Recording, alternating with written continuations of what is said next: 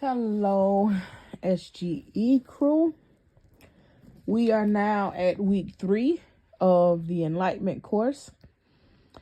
This week we will talk about your Egungun, honoring your Egungun, altars, and the history, all combined. So, I know that you hear so many things online. And based upon your background, people come from different walks of life. You hear more so Christians talk about not honoring your ancestors for their lack of knowledge and for the fact that they know truly how it benefits you.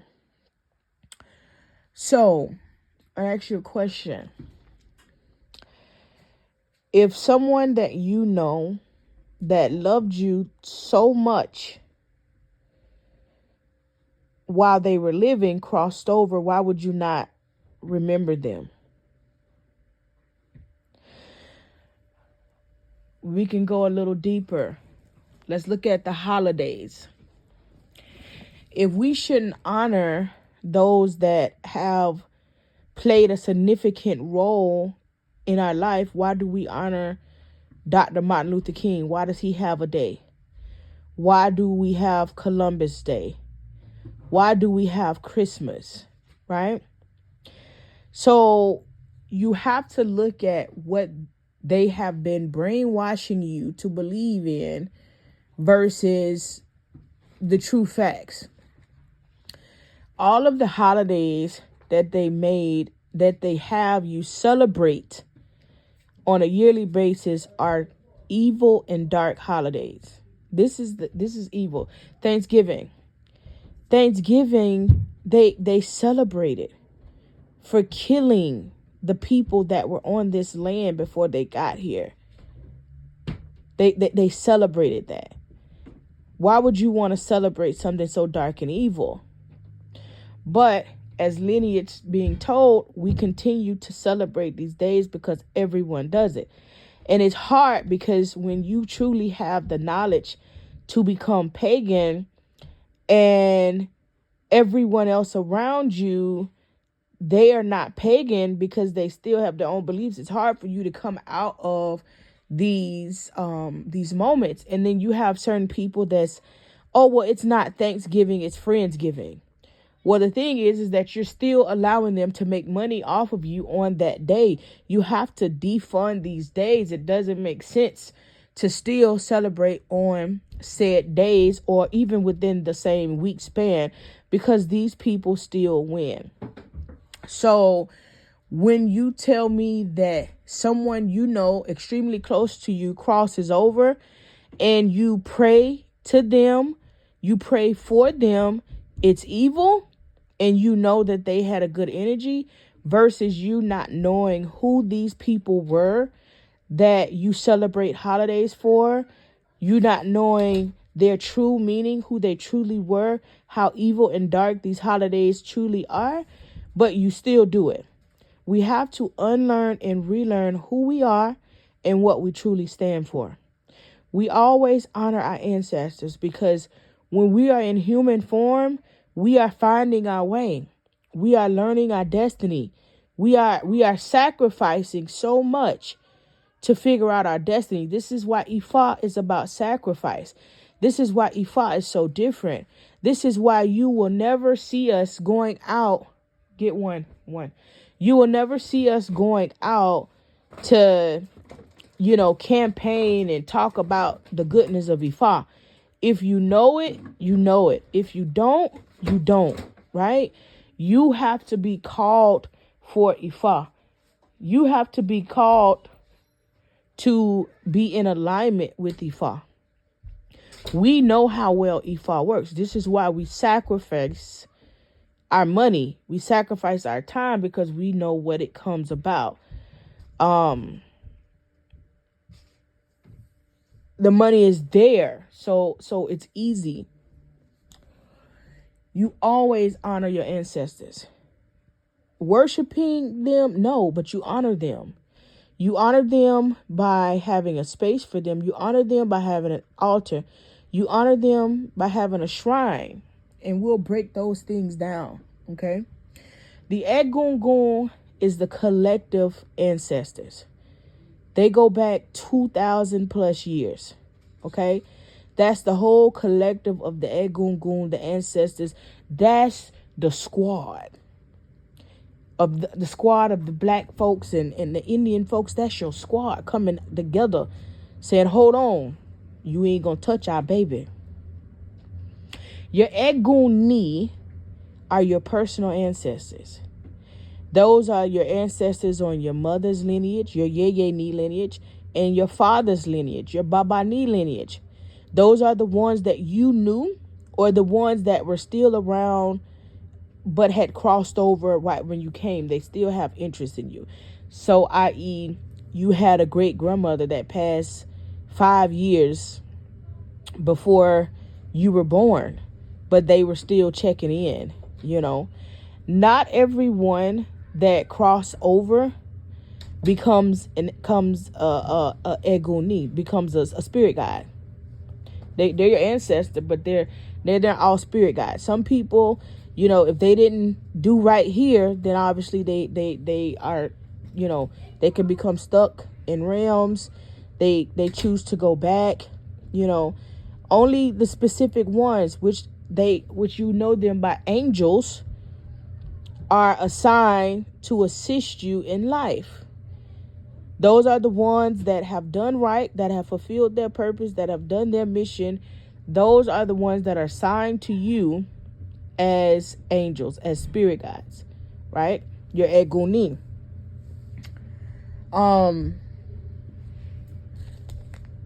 When your Egungun, when your ancestors were living, they are the same type of people that they are crossed over. I had an ancestor and they were a diehard Christian. And that's what they believed in. And this ancestor, and then I had another ancestor, and they were Christian, but I think that they were more so spiritual by the time they crossed over. And the one that was more so spiritual by the time they crossed over, I know that they're one of my spirit guides. And the one that was a diehard Christian, that's what they believed in. I felt energy of them trying to push me towards Christianity, push me back towards Christianity. And I would ask them, how much sense does this make? I would question them. So we have to learn that because our spirit guides may say something, it's okay to question them. And if they can't make it make sense, then, they'll stop, right? Just because something is being said, you have to know that they are who they are. It's like if you have a Muslim ancestor, they may push you to pay attention to Islam more. You know what I'm saying? Not because, Islam is better for you, but they are the same energy when they cross over. Their mission is to assist you in life, to clear your path, to keep you away from things, to help you bring things in, because they now have a larger view of life in itself because they've crossed over. They can see anything. It's like their common knowledge and common sense is far greater, and so you have to be mindful of that. They are always guiding you. But if your ancestors are guiding you and they're telling you, okay, you need to, work on yourself, and you get that feeling like, oh, I really got to work on myself. I really got to do this. And you keep ignoring them. They say, don't date this person. It's not good for you. You know it, you see it, but you do it anyways. Your ancestors, your spirit guides will leave you. They will. The only spirit that will not leave your side ever is God and your Ori. The Ori is always going to be there with you. But you can feel the difference when you are not in proper alignment with your Ori, because things will be real chaotic. So we want to heed the messages that we know that are right for us. We want to heed, them, that first mind that we get. We want to heed their assistance, right? They're not here to do the work for you. No. Oh, ancestors, I want to win the lottery, but you're not going to play. Ancestors, I want to start this business, but you're not investing time. Like, they are not here to do it for you. They're just here to assist you along the way, to allow you to see things. The more you get in tune with your ancestors, the more you grasp the whole concept of what needs to be done. Okay? It's very, very important. So we always honor our ancestors. They were here before us. They have the knowledge for us to awaken. They have the knowledge for us to rise. They have the knowledge for us to be one. Okay? We don't need to sit back and be like, oh, I want to be so much like that ancestor. You want to be like yourself.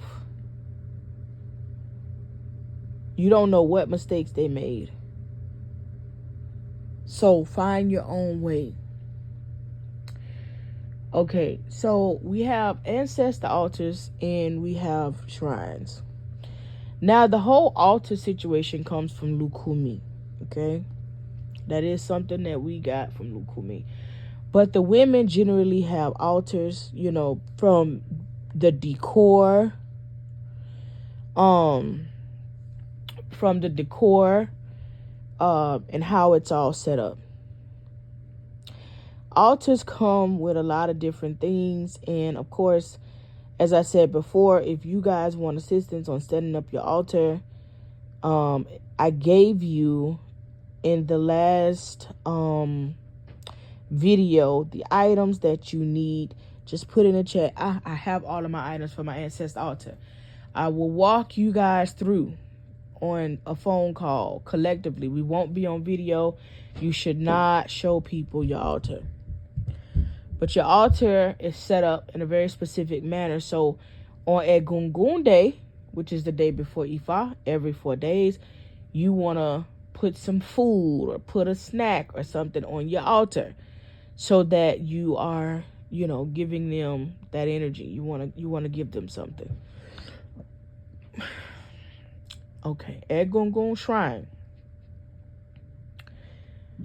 Males generally work the shrines because males were generally the workers and the women were the teachers.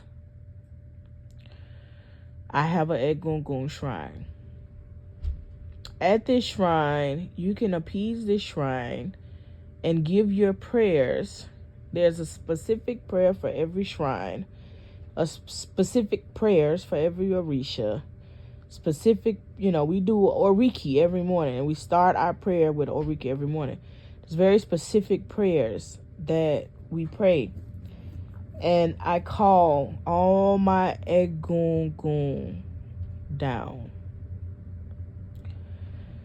I generally do not talk with them unless it's just a moment where I feel like having a conversation. But I can divine and I can ask who all is there, and they would step up and they would say, yes, this person is present. No, this person isn't present. Da da da. I generally call them to the shrine.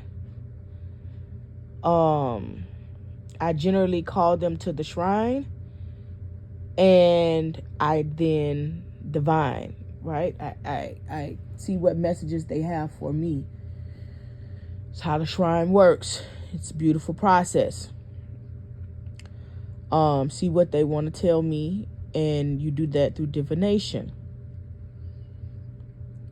And once I do that, I close out. So women can work shrines. Men, if they have altars, they're generally small altars.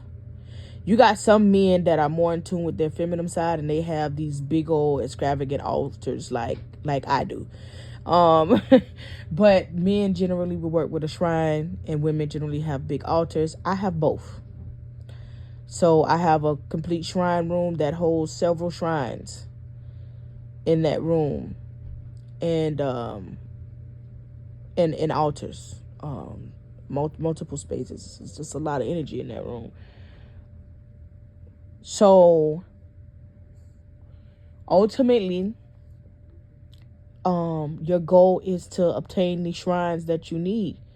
To know who your Orisha is, who's your principal Orisha, you want to have their shrine. You want to have the shrine of your Egungun as well. By default, going into Ifa, you will have an Ifa shrine. You will have a hand of Ifa. You will have a Baba Eshu shrine. These are the things that you work towards getting, and along with Baba Eshu, you want to have another warrior shrine as well. These are the things that you work on getting, but there's a lot of knowledge to be received, and on that journey of knowledge, your Ori will tell you when it's time to get shrines. Your Ori will guide you there, but you have to be sure and be ready, because when you get these shrines and you have the right selection of shrines, there's nothing that you want that you can't get. There's nothing that you should fear. These shrines are here to answer all of your questions.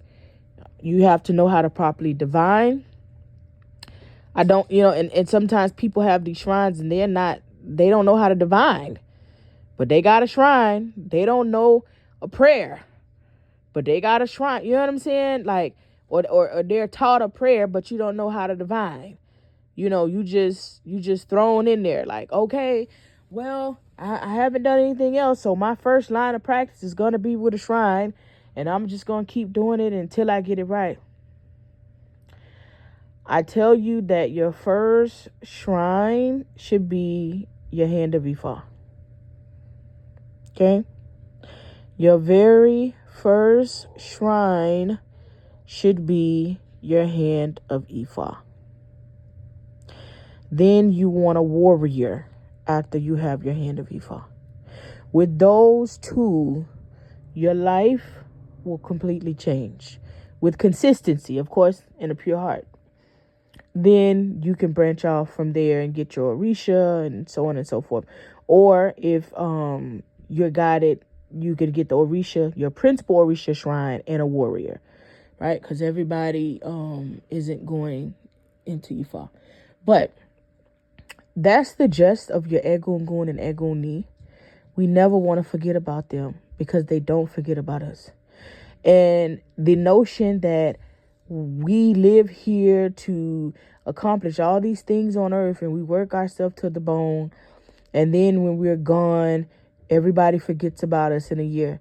That's what within a year, that's what we are trying to eliminate. And we shouldn't have to remember a person once a year or twice a year on their birthday and the time that they were gone. No, we want to remember and honor our Egungun, Eguni once a week, every 4 days. We want to keep that energy alive. That's the only way that we are going to overturn these people. This is the only way that we are going to gain our ashe. And guess who has to lead the pack on that? The divine feminine energy. When we sit down and talk about slavery and how they overturned the black man with slavery, you got to think it was the black man that first overturned the divine feminine energy. Slavery was our payback. But that's a whole nother story that we'll get into when we talk about the story of the beginning of the times. See, we don't know this, but as divine feminines, we have to start tapping into our ashe. And what these women are doing now is they get this ashe And instead of them coming together for the uprise, they're using their ashe on other women behind a man that halfway want them or want what they cake and eat it too. And you're not using your ashe for good. So therefore your life is in shambles, you know. I see people all the time that have ashe, that are priests and priestesses, and priestesses of Ifa and priestesses of Orishas, and they just want to throw things around at women that they men are interested in instead of trying to fix the man that you're interested in, you know, and you're using your ashe for bad, and therefore that is one of the biggest mistakes that you can make. Because now when you're talking about the energy you have in Ifa, baby, you dealing with the mothers now. The mothers want us to take back our power. The mothers need the divine feminine energy to stand up. Not to stand up and stand in the shadows of man, but to stand up and know who we are and to unlearn these ways so that we can relearn who we truly are and we can have our control back. You see how they fight so hard to keep a woman from not being president. They'll give you the vice president. We got a woman vice president, which is big. The pitch ain't shit, but it's big. But the one thing that they don't want is for a woman to be in power, because these people feel like women are not supposed to be in power, but they should stand behind the man, not in front. And they think that to this day. They think that. And that's what we have to show them, who we truly are. Okay? So if you have any questions, let me know. If you want me to help you set up the ancestor shrine, let me know when you guys get all of your tools. Put it in the chat, and then I will schedule a call. It'll be an evening call, and I will go through it with everyone to see this. You guys, I will probably... if you get them at different times, then we'll make it work. I will walk you through setting it up. You want to put it in a place that other people can't see. I can see your shrine. I'm your teacher.